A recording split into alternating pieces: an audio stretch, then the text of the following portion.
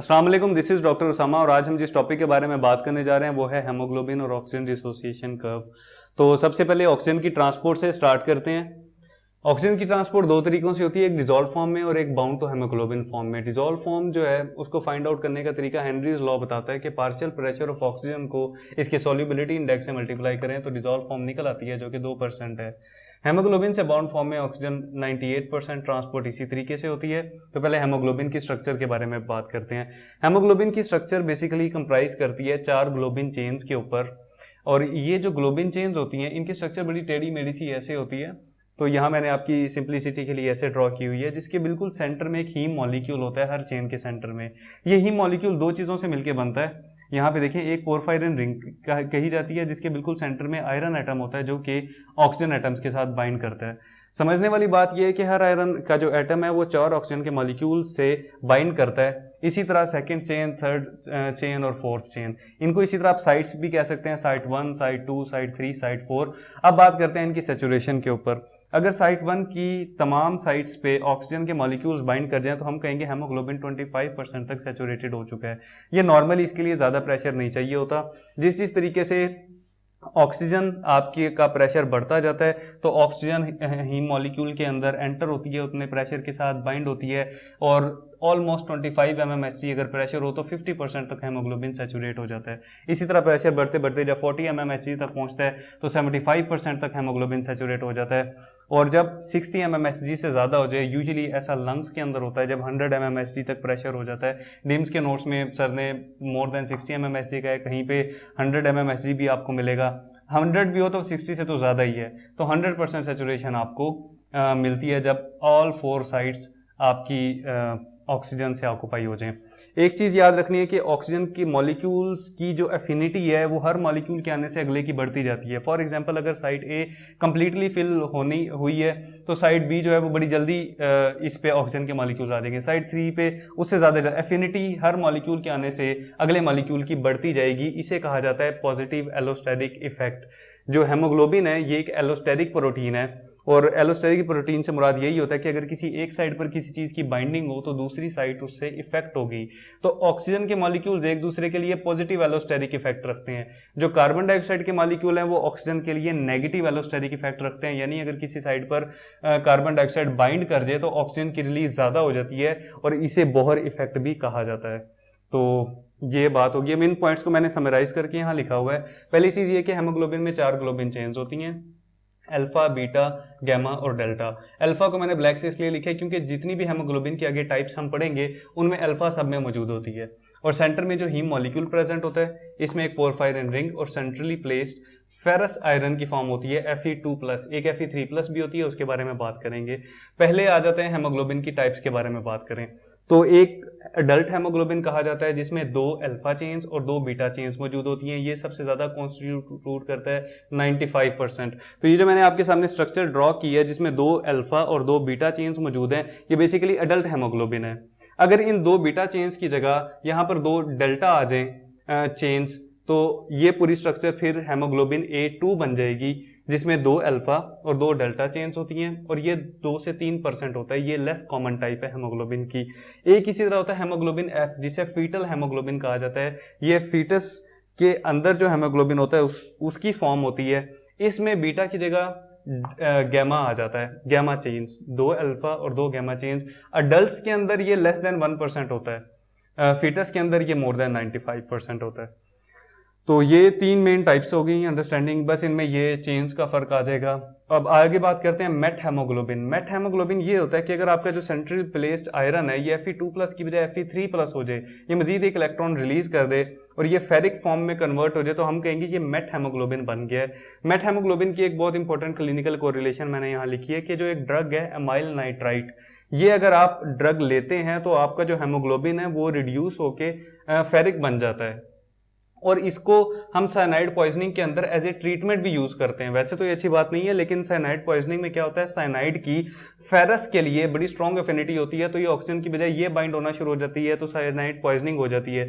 तो जब हम एमाइल नाइट्राइट देते हैं तो ये Fe2+ Fe3+ में कन्वर्ट हो जाता है, और जो साइनाइड है वो Fe3+ से बाइंड नहीं कर पाती, तो वक्ती तौर पे पेशेंट्स से के ब्लड से साइनाइड फौरन रिलीज हो जाती है और साइनाइड पॉइजनिंग की ट्रीटमेंट हो जाती है।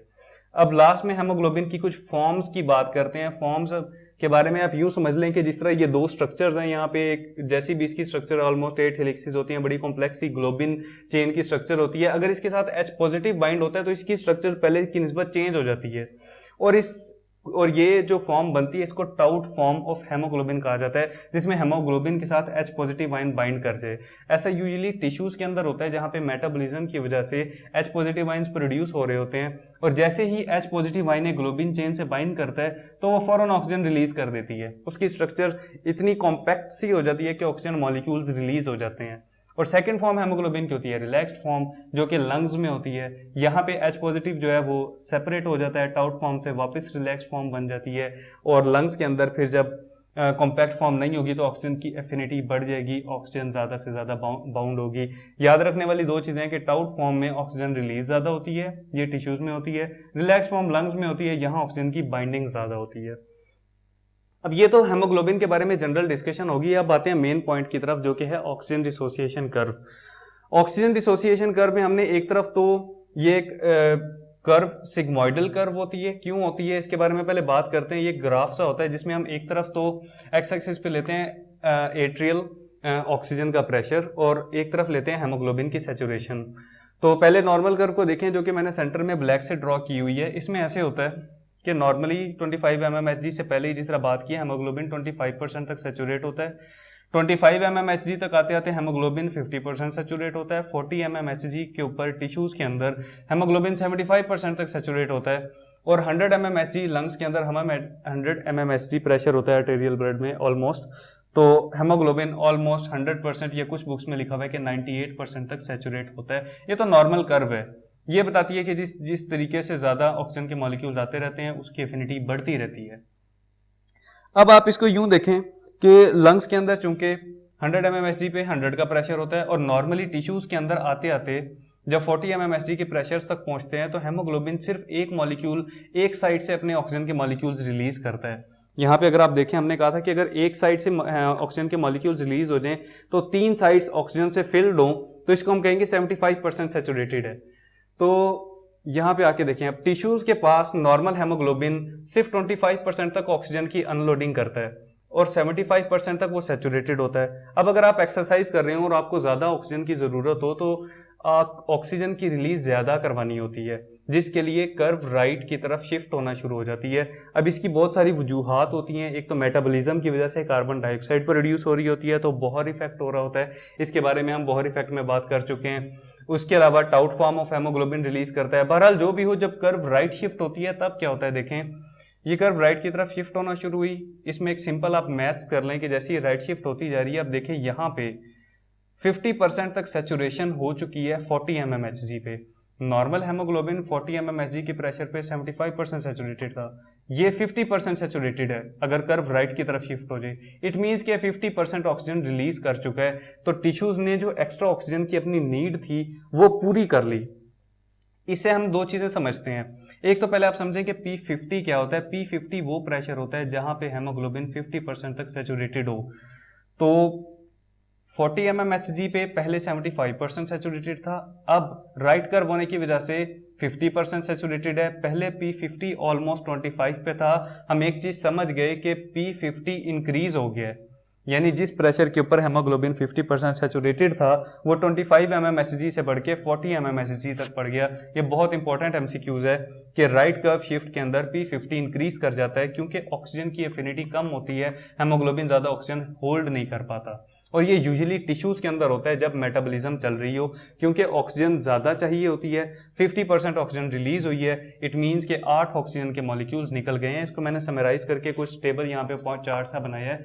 इसको आप देखें कि नॉर्मली क्या होता है, लंग्स के अंदर जो आपका आर्टेरियल प्रेशर है 100 होता है, लंग्स के अंदर हेमोग्लोबिन की सैचुरेशन 100 होती है, टिश्यूज के अंदर प्रेशर 40 होता है, और टिश्यूज के अंदर नॉर्मल सैचुरेशन 75% होती है, यानी कि सिर्फ 25% अनलोडिंग होती है। राइट वर्ड शिफ्ट हो तो लंग्स के अंदर तो कोई चेंज नहीं होता, लेकिन टिश्यूज के अंदर मेटाबॉलिज्म की वजह से जब राइट वर्ड शिफ्ट होती है तो 50% सैचुरेशन रह जाती है, यानी कि हेमोग्लोबिन 50% ऑक्सीजन रिलीज कर देता है। 50% सेचुरेशन में अगर आप यहाँ पे बात करें 50% तक आते आते, यानी कि 2 साइड्स अपने आप को अनलोड कर चुकी हैं, 8 ऑक्सीजन के मॉलिक्यूल्स रिलीज हो गए हैं, तो टिश्यूज की ऑक्सीजन की नीड्स पूरी हो गई हैं। अब कॉजेज के बारे में बात करें, पहले आप लेफ्टवर्ड शिफ्ट के बारे में बात कर लें। लेफ्टवर्ड शिफ्ट में इसके ऑपोजिट काम होता है। अगर यहाँ पे ऑक्सीजन की एफिनिटी कम हो रही है, यहाँ पे ऑक्सीजन की एफिनिटी ज़्यादा हो जाएगी, हेमोग्लोबिन ज़्यादा ऑक्सीजन को होल्ड करके रखेगा। और यहाँ पे देखें, पहले 25 mmHg पे ऑलमोस्ट 50% तक हेमोग्लोबिन सेचुरेटेड था। अब अगर आप इसी लाइन को सीधा लेते जाएं तो यहाँ पे देखिए ऑलमोस्ट 75% तक सेचुरेटेड होगा 25 mmHg पे। ये रिलीज नहीं कर रहा ऑक्सीजन को, तो हेमोग्लोबिन की सेचुरेशन बढ़ गई है। लेफ्ट शिफ्ट होने से P50 डिक्रीज हो गया। P50 जो पहले 25 पे था वो अब 25 से भी पहले ऑलमोस्ट 17-18 पे आ गया। अब हम इनकी कॉजेज के बारे में बात करते हैं। 2 मेन कॉजेज हैं। पहले तो ये फॉर्मूला समझे कि जब भी मेटाबॉलिज्म होती है हमारी बॉडी में टेम्परेचर ज़्यादा हो जाता है और मेटाबॉलिज्म के नतीजे में कार्बन डाइऑक्साइड प्रोड्यूस होती है। जब कार्बन डाइऑक्साइड प्रोड्यूस होगी तो ये ज़्यादा तो बाइकार्बोनेट की फॉर्म में ट्रेवल करती है, तो बाइकार्बोनेट फौरन प्रोटॉन रिलीज करता है और इस फॉर्म में कार्बन डाइऑक्साइड ट्रांसपोर्ट होती है। कार्बन ट्रांसपोर्ट में हम बात कर चुके हैं। जब भी H पॉजिटिव ज़्यादा होगा तो पीएच बॉडी की डिक्रीज हो जाती है। तो यानी कि हम कह सकते हैं टेम्परेचर ज़्यादा होगा तो राइटवर्ड शिफ्ट होगी, क्योंकि मेटाबॉलिज्म के नतीजे में ऑक्सीजन चाहिए होती है, रिलीज ज़्यादा चाहिए होती है। तो आप ये भी कह सकते हैं टेम्परेचर ज़्यादा हो तो राइटवर्ड शिफ्ट होगा, कार्बन डाइऑक्साइड ज़्यादा हो तो राइटवर्ड शिफ्ट होगा, H पॉजिटिव आयन ज़्यादा हो तो राइटवर्ड शिफ्ट होगा, पीएच कम हो तो राइटवर्ड शिफ्ट होगा। ये सब हम इसकी कॉजेज हैं राइटवर्ड शिफ्ट की। तो इसका निमोनिक राइटवर्ड शिफ्ट का राइट ही है, यानी कि इससे मुराद ये है, आप देखें राइट से इट रिलीजेस O2, जरा फोकस करें, और आई से मुराद ये है कि इट इंक्रीज्ड O2 जब कार्बन डाइऑक्साइड ज़्यादा हो। जी से ग्लाइसरेट 2,3 बिस फॉस्फोग्लाइसरेट, इसके बारे में अभी बात करेंगे। और H से H पॉजिटिव आयन ज़्यादा हो तब राइटवर्ड शिफ्ट होता है। H से हीट होती है, टेम्परेचर ज़्यादा हो तो राइटवर्ड शिफ्ट होगा। और T से टाउट फॉर्म कि जब भी H पॉजिटिव आयन हेमोग्लोबिन से बाइंड करेगा तो वो ऑक्सीजन ज़्यादा से ज़्यादा रिलीज करेगा और राइटवर्ड शिफ्ट होगा।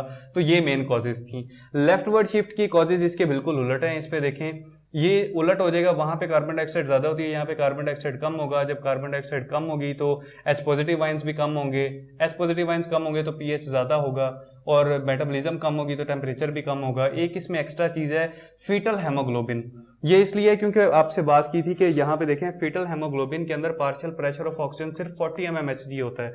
तो 40 mmHg के ऊपर तो नॉर्मली हेमोग्लोबिन सिर्फ 75% सैचुरेटेड होता है, 100% हो ही नहीं पाता।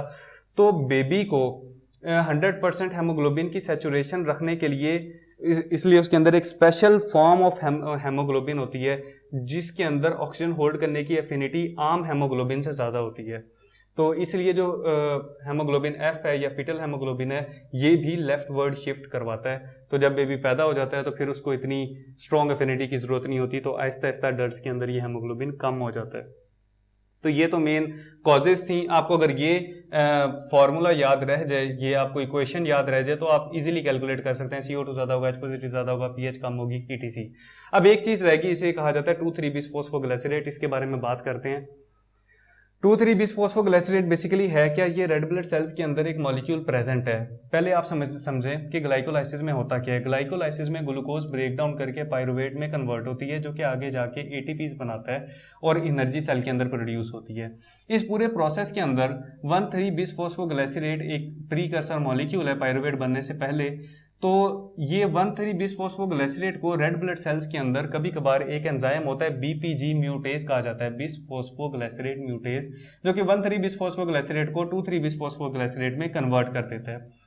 तो इसमें और इस मॉलिक्यूल में सिर्फ इतना फर्क है कि यहाँ पे 2 फॉस्फेट ग्रुप होते हैं, एक फर्स्ट कार्बन पे अटैच होता है, एक थर्ड पे।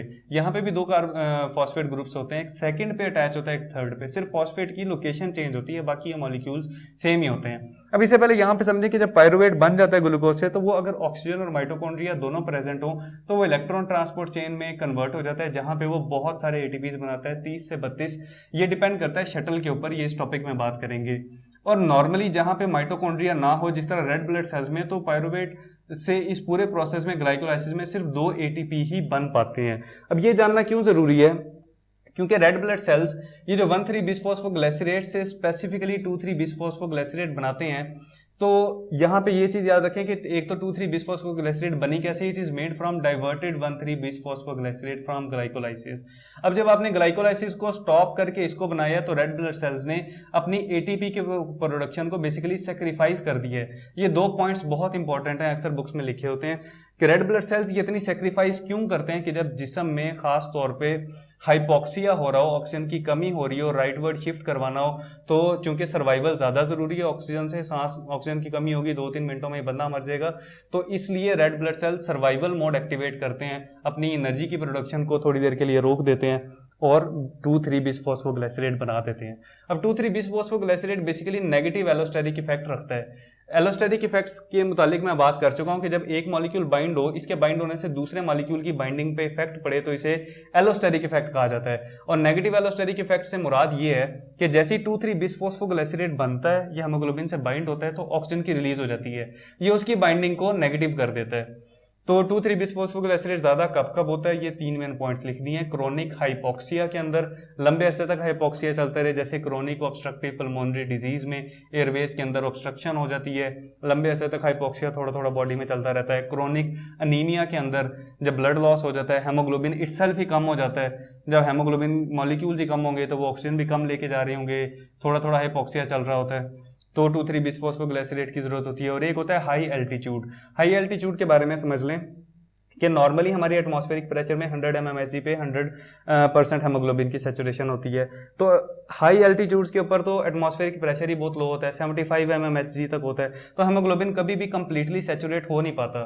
तो जब कंप्लीटली सेचुरेट ही नहीं होगा तो वो टिश्यूज में जाने के बाद जितनी भी ऑक्सीजन रिलीज कर दे 100% जितनी तो नहीं कर सकता ना, थोड़ी रिलीज कर पाता है, इसलिए हमें राइट वर्ड शिफ्ट करवाना होता है ताकि जो थोड़ी बहुत मौजूद भी है इसके अंदर, अगर लेट सपोज 75% सेचुरेशन ही है, तो वो जब यहाँ पे आएगा 40 पे तो वो ऑलमोस्ट 50% तक वो रिलीज कर देगा, जो कि नॉर्मली उसने नहीं करनी।